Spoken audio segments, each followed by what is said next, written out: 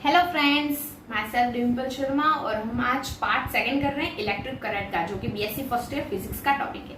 Okay, first हमारे पास आज part 2 में क्या है, ओम्स लॉ। ओम्स लॉ क्या होता है, बहुत बेसिक है। According to this law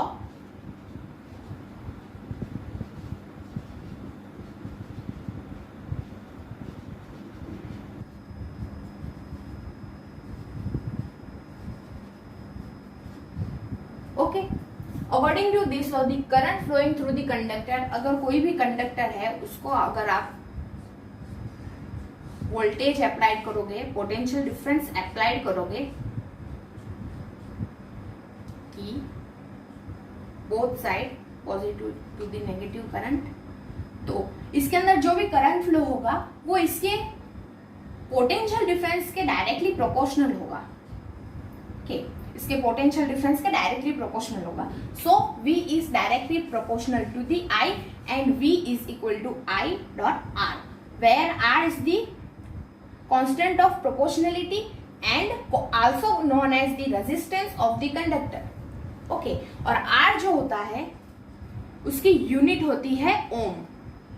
scientist थे, ओम्स लॉ हम पढ़ रहे हैं, सो R की यूनिट भी ओम दे दी गई और इसका सिंबल इस टाइप का है कुछ। ओके, R की unit Om.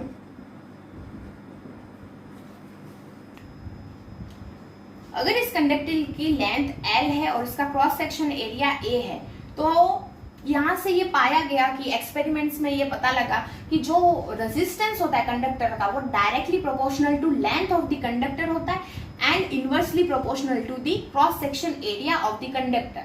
Okay, so R is proportional to L by A, और यहाँ पर फिर से एक कांस्टेंट ऑफ प्रोपोर्शनलिटी आएगा जिसको हम रेजिस्टिविटी बोलेंगे और उसका सिंबल है rho. R is equal to rho L by A। Here rho is the constant of proportionality and called as resistivity और स्पेसिफिक रेजिस्टेंस। इसको स्पेसिफिक रेजिस्टेंस इसलिए कहा गया कि हर किसी मटेरियल का ये फिक्स होता है।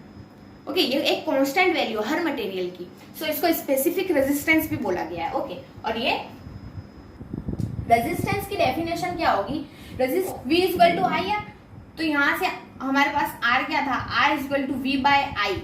तो रेजिस्टेंस की डेफिनेशन भी बहुत सिंपली हम बना सकते हैं कि जब कोई भी करंट 1 एम्पियर अगर किसी कंडक्टर के अंदर से फ्लो हो और उसका जो पोटेंशियल डिफरेंस है वो भी अगर 1 वोल्ट हो, तो उसके अंदर जो रेजिस्टेंस होगा वो उसको हम 1 ओम बोल सकते हैं। ओके, अगर ये दोनों 1 हो जाएंगे तो R भी 1 हो जाएगा, तो 1 ओम की डेफिनेशन ये है। ओके, और रेजिस्टिविटी की डेफिनेशन क्या है, रेजिस्टिविटी की डेफिनेशन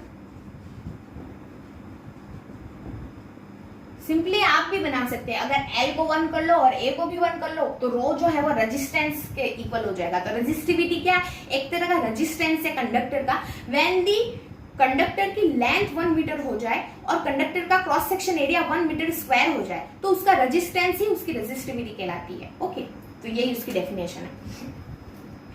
नेक्स्ट हमारे पास है relation between resistivity and relaxation time. Okay, relation between,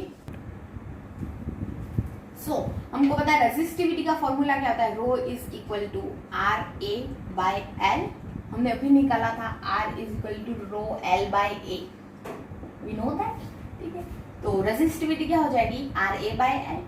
और हम रिलैक्सेशन टाइम जानते हैं कि कोलिजन, जब हमारे कंडक्टर के अंदर कोलिजन होता है तो उसका जो 2 सक्सेसिव कोलिजन के बीच का जो टाइम बचता है उसको हम रिलैक्सेशन टाइम कहते हैं। 2 क्रमगत कोलिजन के बीच का जो टाइम होता है उसको हम रिलैक्सेशन टाइम बोलते हैं। ओके,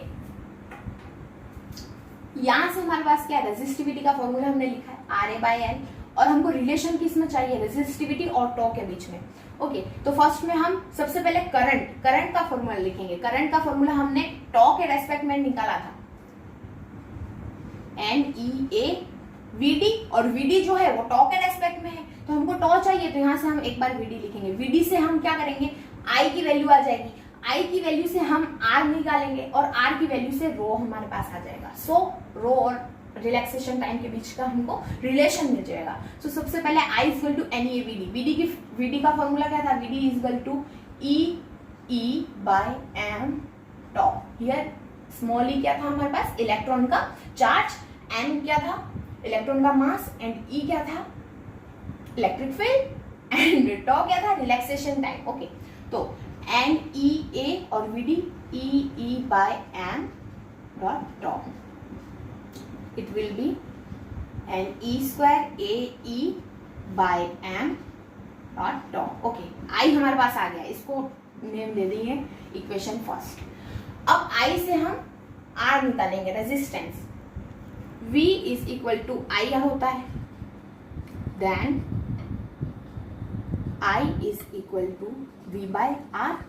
ओके, अब I की वैल्यू यहाँ पुट कर दो, N E square A E by M dot tau is equal to V by R. Okay, E A by M to tau is equal to V by R. अब हमको ये पता है कि we know that E is equal to V by L होता है। Okay, और V is equal to E into L हो जाएगा, तो V is equal to E into L, और यहाँ पर भी हमारे पास V है, तो इसकी वैल्यू यहाँ पुट कर दो। So on putting this E into L divided by R and E square A E by M into tau, E से E कैंसल आउट हो जाएगा, R is equal to R. Okay, यहाँ transfer कर रहे हैं, R is equal to L M को इधर transfer किया divide by N E square A dot tau. R की वैल्यू हमने फाइंड आउट कर ली, और हमको निकालना क्या है, रो निकालना है, तो R की वैल्यू इसमें पुट कर दो इस इक्वेशन के अंदर, तो रो क्या हो जाएगा, rho is equal to R, this R M L open N E square A tau, this is R into a by l, okay, dot a by l, rho is equal to r a by l। अब यहाँ से l से l भी cancel out हो रहा है, a से a भी, एरिया भी कैंसिल आउट हो रहा है, और लेंथ भी कैंसिल आउट हो रही है, सो rho is equal to m open e square, ये दोनों कांस्टेंट है, m मास ऑफ इलेक्ट्रॉन है, e चार्ज ऑफ इलेक्ट्रॉन, दोनों कांस्टेंट है, दोनों को अलग से लिख लो, m by e square dot बच क्या रहा है यहाँ पे, n टॉ बच रहा है, 1 ओपन n टॉ। सो यही हमारे पास रिलेशन है, rho is equal to M open E square dot 1 open N tau. Here tau is relaxation time and rho is resistivity. So हमारे पास क्या आ जाएगा, अगर ये कांस्टेंट है तो प्रोपोर्शनलिटी का साइन भी लगा सकते हैं हम। ओके, 1 ओपन एन टॉ, और इसकी हेल्प से, रिलैक्सेशन टाइम की हेल्प से हम रेजिस्टिविटी और टेम्परेचर के बीच में रिलेशन देखेंगे। सो ये जो फॉर्मूला था वो बहुत इंपॉर्टेंट था उस चीज के लिए, सो मैंने आपको ये डिराइव करके बताया, rho is equal to 1 open N tau. Okay, इसको याद कर लीजिए। नेक्स्ट टॉपिक है variation of resistivity with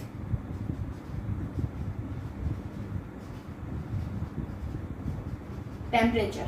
okay, resistivity जो है वो टेम्परेचर के साथ कैसे वेरी करती है, और तीनों के लिए हम पढ़ेंगे, कंडक्टर, सेमीकंडक्टर एंड इंसुलेटर। तो फर्स्ट हम पढ़ रहे हैं कंडक्टर्स के लिए। फॉर कंडक्टर्स में नंबर ऑफ फ्री इलेक्ट्रॉन कितने होते हैं, एन कितने होते हैं, infinite number of free electrons होते हैं, क्योंकि ये कंडक्टर्स हैं। ओके, और इनके अंदर बैंड गैप होता ही नहीं है, ईजी, बैंड गैप से आपने ईजी को डिनोट किया है, ईजी 0 होता है, बैंड गैप होता ही नहीं इनके अंदर। आपने बैंड थ्योरी पढ़ी होगी, ओवरलैप हो जाते हैं दोनों बैंड्स। ओके, तो कंडक्टर के अंदर number of free electron infinite होते हैं। मैंने आपको अभी जस्ट एक फॉर्मूला डिराइव किया है, 1 upon N tau. Resistivity is inversely proportional to the product of N and tau. N है number of free electrons, and tau है रिलैक्सेशन टाइम। तो as we increase temperature, as the temperature increases, the resistivity of conductors rho also increases. Resistivity also increases because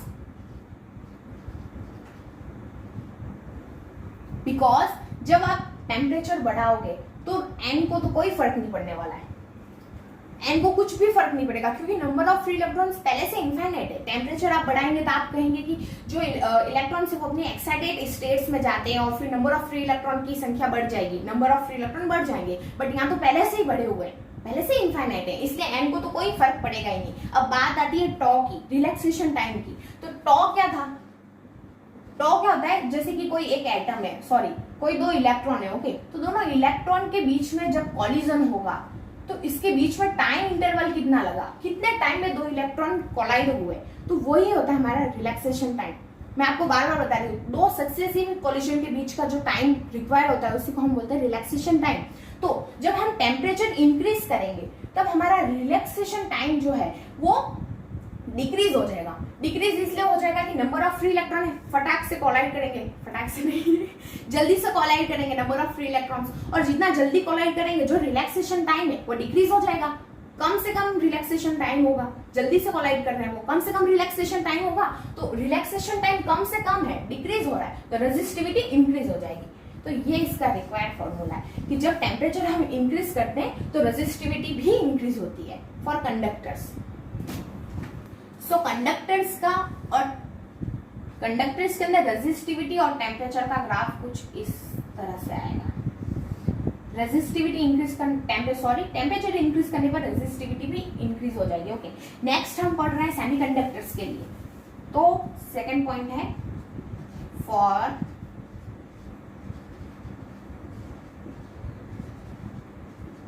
semiconductors. Semiconductors के अंदर band gap theory आपने देखी होगी। Band gap बहुत ही कम होता है, ओके, गैप बहुत कम होता है, एनर्जी का गैप, एनर्जी गैप बहुत कम होता है। वैलेंस शेल के जो इलेक्ट्रॉन है वो कंडक्टर बैंड के अंदर आ जाएंगे अगर आप उसको थोड़ा भी टेम्परेचर प्रोवाइड करेंगे। So number of free electrons increase होंगे। यहाँ पे number of free electron infinite नहीं है सेमीकंडक्टर्स के अंदर, तो जैसे आप टेम्परेचर इंक्रीज करेंगे number of free electron increase होंगे। Okay, resistivity is inversely proportional to N tau, N increase हो रहा है, रिलैक्सेशन टाइम डिक्रीज होगा।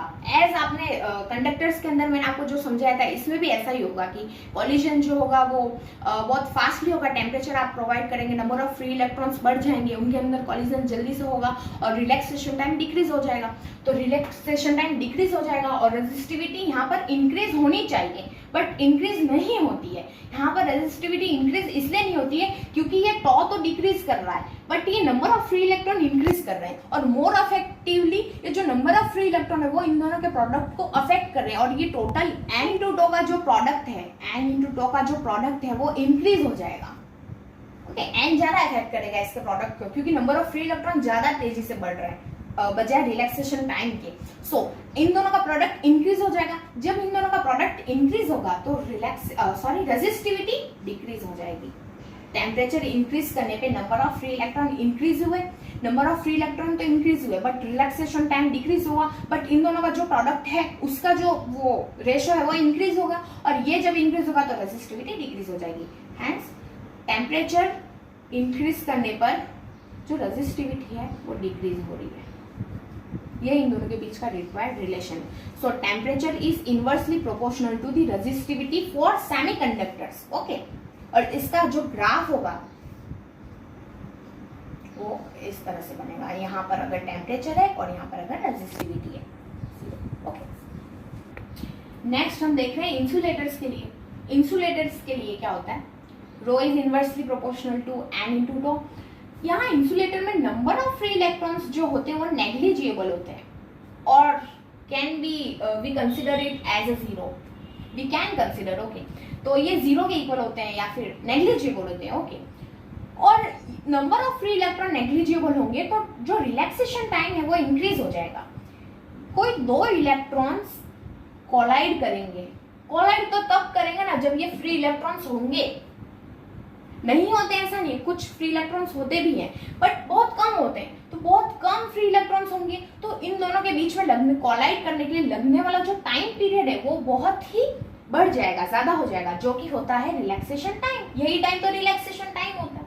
तो इन दोनों के बीच में लगने वाला जो टाइम है वो बहुत इंक्रीज हो जाएगा, तो टो इंक्रीज हो जाएगा बिकॉज फ्री इलेक्ट्रॉन्स नेग्लिजिबल है। जैसे टो इंक्रीज हो जाएगा तो हमारी जो रेजिस्टिविटी है वो डिक्रीज हो जाएगी, एन तो इसको अफेक्ट कर ही नहीं रहा है, ये तो नेग्लिजिबल है। ओके, तो ये जो रिलैक्सेशन टाइम है वो इंक्रीज हो जाएगा और रेजिस्टिविटी जो है वो डिक्रीज हो जाएगी, इनवर्स है दोनों। और जैसे ही रेजिस्टिविटी डिक्रीज हो जाएगी, hence resistivity as decreases on increasing temperature. हमने टेम्परेचर इंक्रीज किया था तो कुछ इलेक्ट्रॉन्स जो थे वो फ्री इलेक्ट्रॉन्स हो गए, बट ज्यादातर तो नेग्लिजिबल ही है। ज्यादातर अपनी इनका जो एनर्जी का बैंड गैप होता है वो बहुत ज्यादा होता है। देखिए, इसका वैलेंस बैंड और कंडक्टिंग बैंड के बीच का जो गैप होता है, एनर्जी गैप, वो बहुत ज्यादा होता है। आप टेम्परेचर उसको प्रोवाइड करेंगे तो ये इंक्रीज तो होगा बट एक्सपोनेंशियली इंक्रीज होगा, इतना जल्दी नहीं होगा। नेक्स्ट है हमारे पास करंट डेंसिटी। इसको जे से रिप्रेजेंट करते हैं। Okay, it is the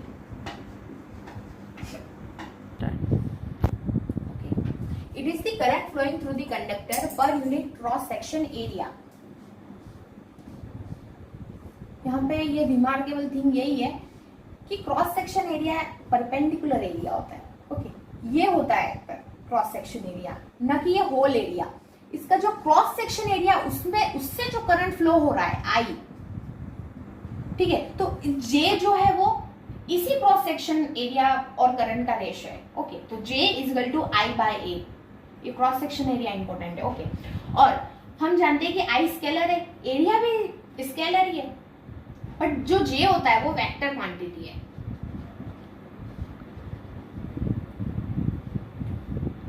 this is vector quantity, ये वेक्टर क्वांटिटी है क्योंकि इसकी डायरेक्शन होती है और ये वेक्टर अलजेब्रा रूल को भी फॉलो करती है। Okay, has direction